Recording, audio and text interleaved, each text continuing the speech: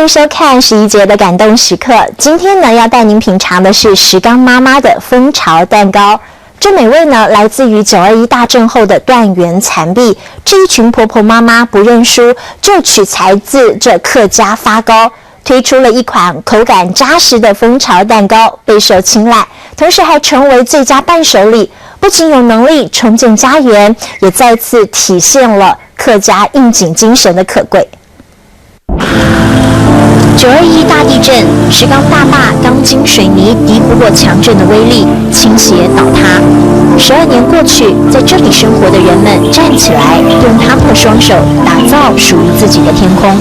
要出来了！热烘烘的烤箱一打开，一个一个刚出炉的蛋糕，洋溢着幸福的香气。10多年来，这一群石刚妈妈靠着好手艺，美味传千里。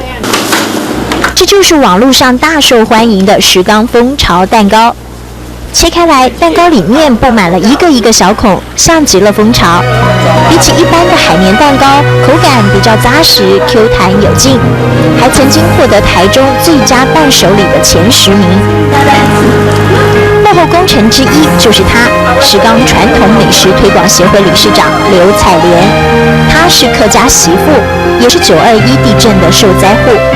她和其他的石刚妈妈们一起研发推广各种客家美食。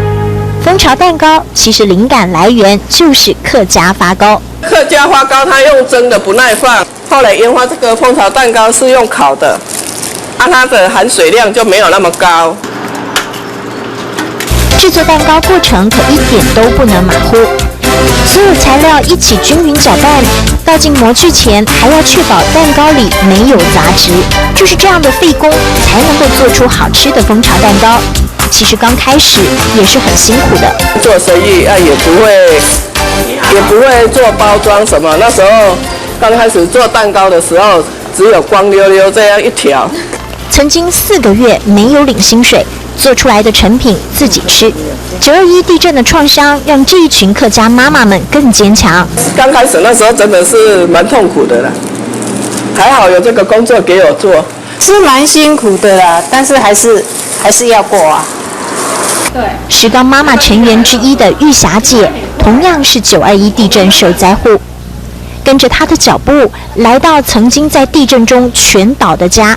这都是房子啊，这边也是啊，全部都杂草丛生。即使周遭景物不在，变成了空地、荒烟蔓草，但她说一切都过去了，只要活着就有希望了。对。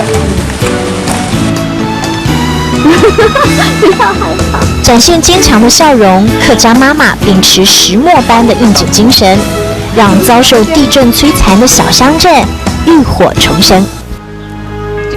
客家发糕的 Q 弹，或者不服输的精神一起搅拌，刚出炉的蜂巢蛋糕块块如砖瓦，构筑记忆里的家园，支持着这群石刚妈妈继续谱写感动时刻。